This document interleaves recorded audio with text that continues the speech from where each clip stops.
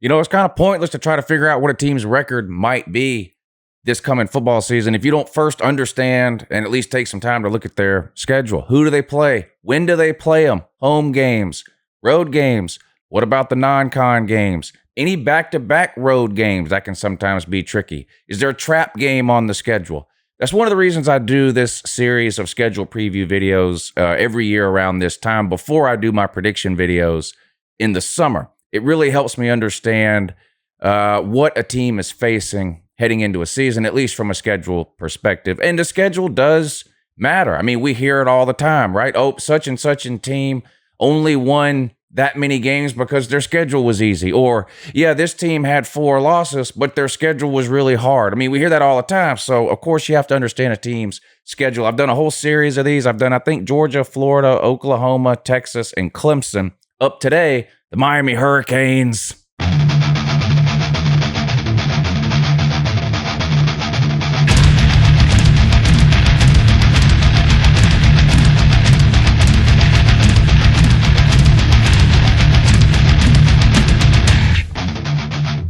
Hey, good morning. It's Uncle Lou here. That's right. It's me, Uncle Lou, and I'm live for you on LouTube today. Thanks for watching. Really appreciate it also. And to in addition to that as well, hey, subscribe to this channel if you're not already. Did you know I post college football videos almost every single day of the year? It's true. And believe it or not, some of them are even watchable, regardless of what some other people may tell you. Today, we're going to take a look at the Miami Hurricanes 2021 college football schedule. We're going to try to compare it to last year's schedule to try to figure out, is it harder, easier? Maybe you had tough games on the road last year and you get some of your tougher games at home this year, that kind of thing. That's a little harder to do this year than it is in most years because, of course, last year's schedule was so unusual. Miami played only one non-con game because of the pandemic. Some conferences didn't play any non-con games at all, like the SEC, for example. Miami played one non-con game. Then they played an ACC schedule, and then they finished things up with a bowl game. Of course, Miami went 8-3 in 2020. Here's the 2020 schedule, just to give us a basis when we try to compare for 2021. But here's the 2020 schedule. Started things out with UAB, got the win, 31-14. Now, going into that game, there were some people that thought Miami might struggle in that game. I mean, I'm just going to, I'm going to be real with you. There were some people even picking UAB to win that game. Miami came out, pretty much dominated that game from start to finish. Pretty good performance from Miami that got the win. Went on the road at Louisville. Same thing. There were some people who thought Louisville could win that game. Didn't happen. Miami won 47-34. Absolutely destroyed in-state rival Florida State 52-10. Florida State's just in the gutter, and it doesn't look like they're crawling or scratching their way out anytime soon. They had a bye week before they went on the road and played Clemson. It was a big game at the time. Both teams were very highly ranked. Miami not yet ready for that level of competition, though. Went on the road to Clemson, got set back 42-17. Turned right around with a win against Pitt. And let me say this about that win. To me, this Pitt win shows a big difference between last year's Miami teams and some of the other Miami teams we've seen over the last 15 or 20 years. I've seen a lot of Miami teams over the last few years let a team beat them twice. Miami fans were very excited for this game at Clemson. It was a big game, a top 10 matchup at the time. Miami got destroyed. A lot of times over the last 10 or 15 years, we've seen Miami turn around the following week and kind of lay an egg, sort of a give up type of situation. That didn't happen last year. So I think you have to give credit to the coaching staff, the veteran leadership on that team, De'Aaron King. They turned right around and whipped Pitt 31-19. Following week, beat Virginia at home 19-14, another bye week. Then played at NC State and at Virginia Tech. Back-to-back road games. That can be tricky. Regardless of how good or bad you are or the teams you're playing are, back-to-back conference road games can be tricky. Miami gets back-to-back wins, close wins, but wins 44-41 and 25-24. A couple of weeks off there. The bye weeks were weird, again, because you had games scheduled, postponed, rearranged, moved, that kind of thing. But so a couple of weeks off there. Went on the road at Duke. Probably the most complete performance of the year. I mean, I know it was Duke and they weren't very good, but no matter who you beat 48-0, that's pretty good. That's a good win there. The next week, though, North Carolina. Now, I'm not surprised Miami lost that game. I don't think anybody is really surprised. North Carolina was a pretty good team. They had some head-scratching losses of their own last year, most notably to Florida State. They were a pretty good, talented, well-coached team, but not good, talented enough, and well-coached enough to beat you 62-10.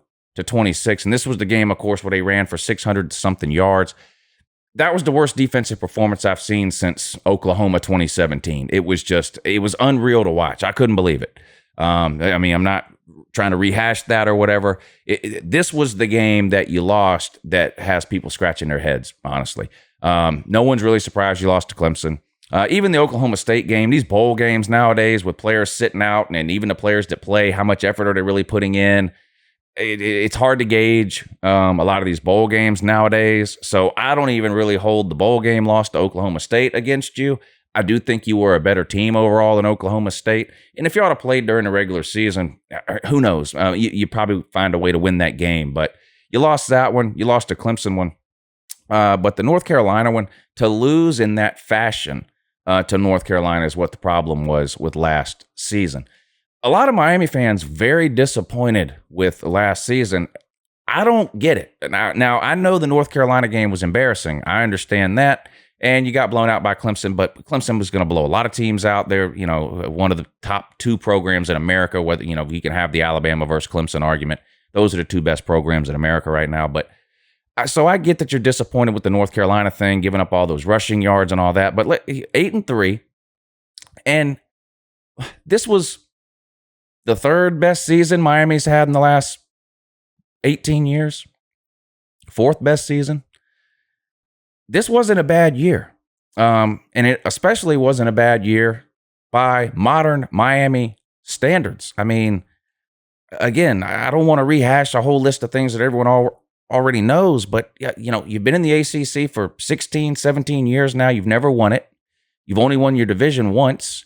You have one bowl win in the last 15 years. It's not like Miami has been consistently winning 10-plus games every year to where you can look at an 8-3 season like it's some kind of huge disappointment. This was a great year for modern Miami. Like I said, you can't find four seasons better than this one since joining the ACC 16 years ago, whatever it was. So I have a hard time kind of understanding a lot of the Miami fans' disappointment in last season. I mean, outside of everybody wants to win a national title thing. Okay, you didn't win a national title, but compared to any Miami season in the last 15, 16, 17 years, this was pretty good. I mean, let's just be real. This was pretty good. And you get Derek King back. You got some reasons to be excited heading into this coming season. But there it is. That's the 2020 schedule. Let's put the 21 schedule up now. That's really the point here. We'll look at it. Is it harder or easier than 2020? Where are the road games? Any back-to-back road games? What does the non-con look like? Yada, yada, yada. Here we go. 2021 Miami. All right, of course, full schedules have been released for all the teams for 2021. And as far as anyone knows, we're playing a full, normal, regular college football season. Non-con, conference, everything's going to be just like it was in 2019. Everything back to normal as far as number of people in the stands and that kind of thing. Maybe we're a couple of months away from getting some answers on that. But I'm 99.9999999% certain that all of these college football teams are playing a normal 12-game schedule, whether that's 8 conference games and 4 non-con, or some of the conferences play 9 conference games and 3 non-con. I think that's what we're looking at here. Here's Miami's normal, regular, full 2021 schedule. Spring game coming up April 17th. That's this coming weekend. Regular season, you open things up with Alabama. This is an interesting game in that it's 2 big-name teams within college football.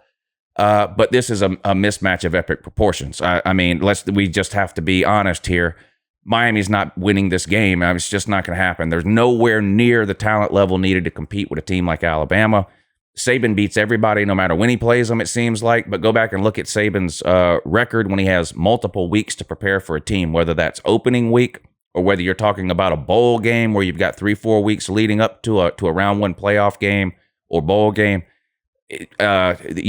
Miami can maybe hope to keep this thing close for a while, score some points, maybe create a couple of turnovers. I mean, anything can happen in the world of college football. I wouldn't bet my life savings on any football game ever, including this one. Wouldn't bet my life savings or everything I own on Alabama here, but clearly they'll be a huge favorite in that game. Most people are going to pick them to win, but it'll be an interesting game to watch. Classic game back in, was it 1992? These two teams played for the national title, I think.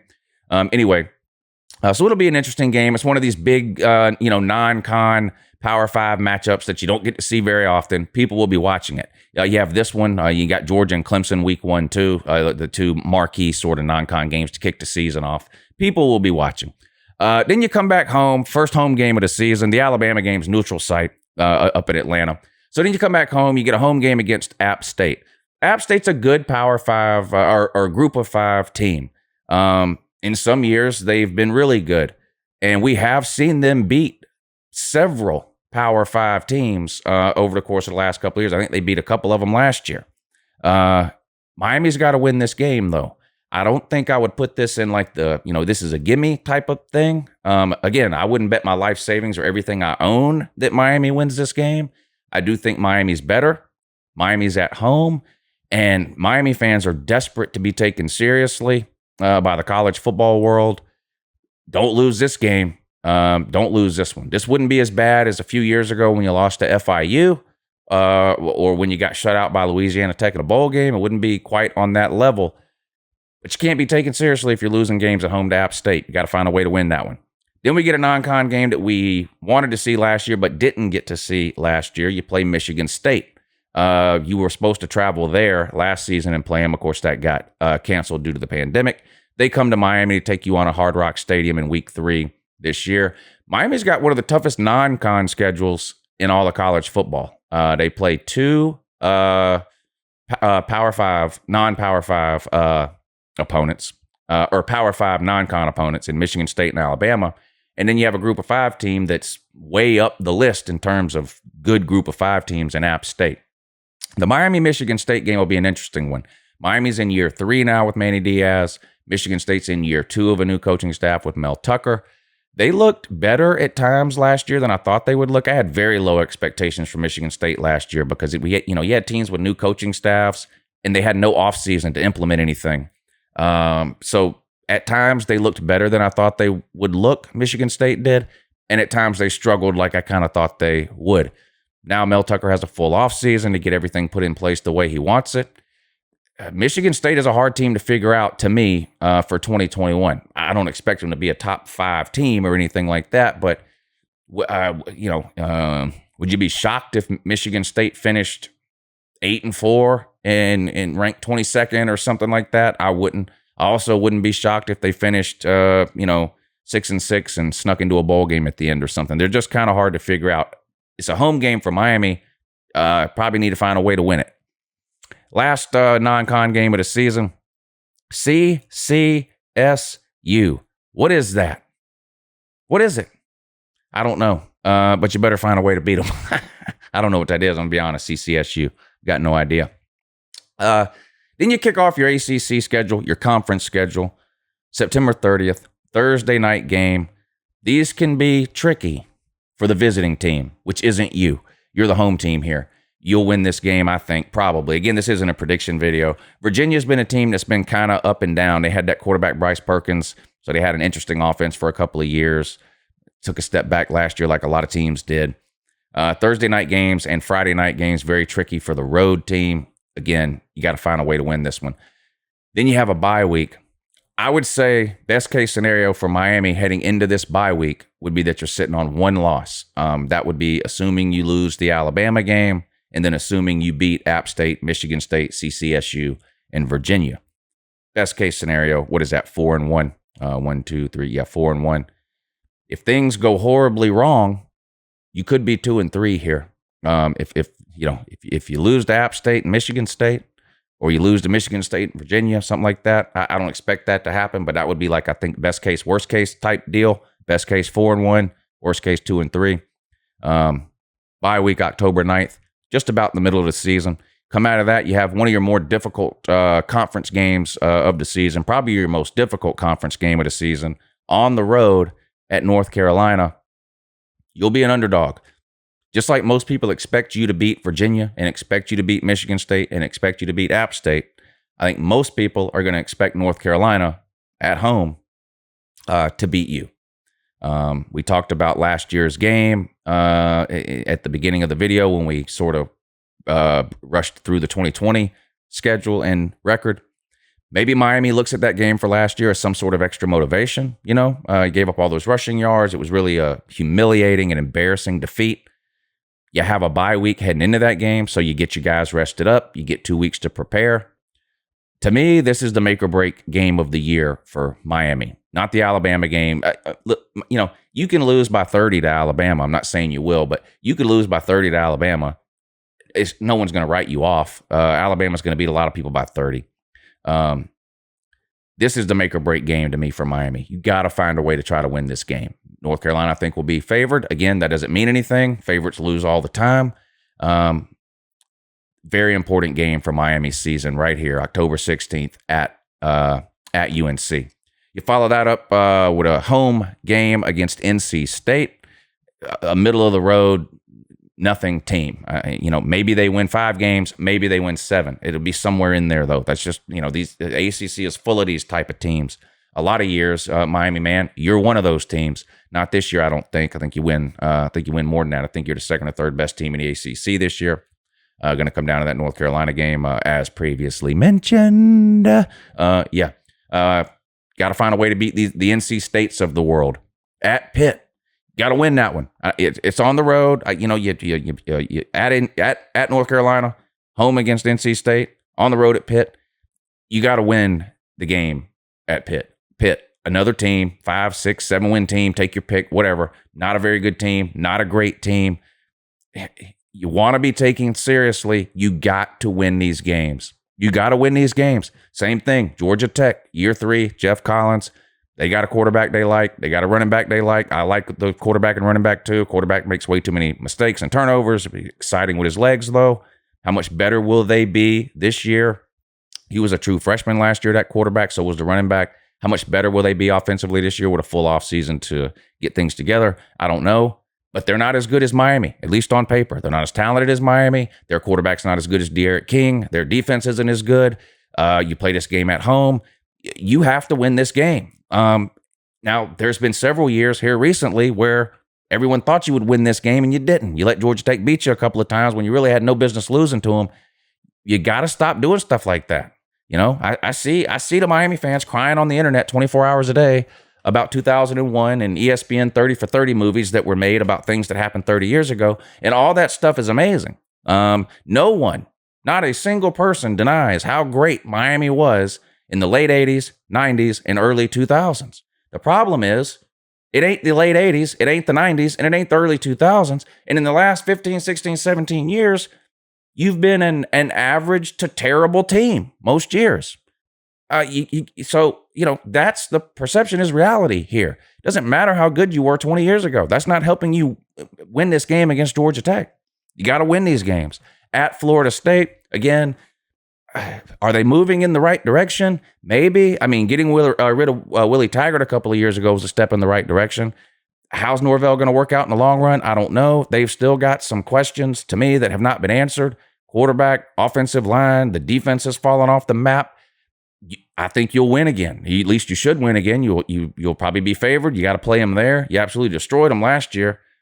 I don't see a reason really why you should lose that game either. I know, rivalry game, anything can happen. Well, maybe. I don't know. But you'll be a significant favorite, I would think. Then you have Virginia Tech at home. Another team, I've been disappointed in them over the last really 5 years or so. They hired what's his name, and Virginia hired the other guy. Virginia hired Bronco Mendenhall. Virginia Tech hired Fuentes. I thought Fuentes was the better of the two. It hasn't worked out that way, really, over the last 4 or 5 years. Virginia Tech's been a disappointing team, really, since hiring Fuentes. Can they get it turned around this year? It's hard to bet money on that, isn't it? You get them at home, I think you win that game. And then you finish things up on the road at Duke. You blew them out last year. Was it 48-0 or whatever it was? You should beat them again by a similar margin, honestly. And then there's an ACC championship game on December 4th. And I'm going to be honest, I think Miami has a pretty good chance of getting there. I mean, so what? You lose by a million to Bama. Okay. None of that matters. Virginia, winnable game. At North Carolina, game of the year for you. NC State, winnable. At Pitt, winnable. Home against Georgia Tech, winnable. At Florida State, winnable. Home against Virginia Tech, winnable. At Duke, winnable. there's really only one game on your ACC schedule that you might even be an underdog in, and that's the North Carolina game, the UNC game. And, you know, it depends what their record is and how they've looked headed up to that point and how you've looked headed up to that point. Probably right now, if there's a line on that game, people probably have North Carolina favored by 6 points, something like that. But that can change drastically between now and the time that game is actually played. But the rest of these ACC games, you'll be a significant favorite.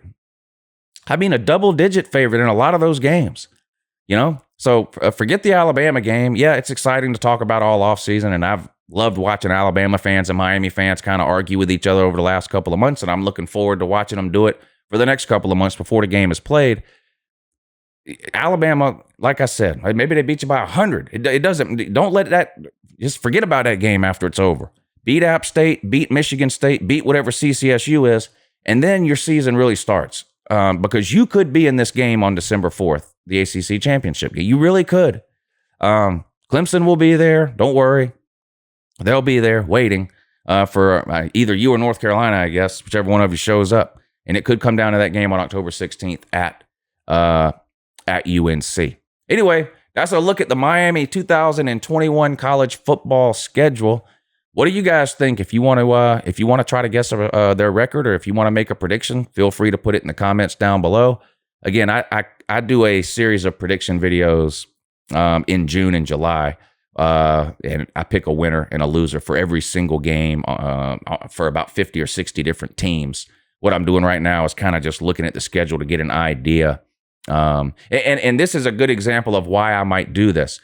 I think Miami, just off the top of my head, before I even did this video, Miami's going to be a pretty good team. Derek King coming back is huge. They got some other pieces there. Manny Diaz now year 3, full off season. Now that I see the schedule, I like Miami even more. Alabama and North Carolina, maybe you're underdogs in those two games. So what is this? Just based off that, let's say you win the games you're supposed to win and you lose the games people think you're going to lose. That's 10-2. That's 10-2, and you'll have a shot at that ACC championship game. I don't know. So I'll come back to Miami in June or so. But this is a good example of why I do these videos, because I knew Miami played Alabama, and I knew the teams in their division that they played, but I didn't know they played them on the road at home. You don't really have any difficult 2-game stretches. I mean, at North Carolina, then home against NC State, and then at Pitt. How hard is that really? I don't know. Home against Georgia Tech, at Florida State. Your toughest 2-game stretch, honestly, might be Alabama and then home against App State. That's probably your toughest 2 games in a row, honestly. Very favorable schedule for the Miami man. Have a good morning.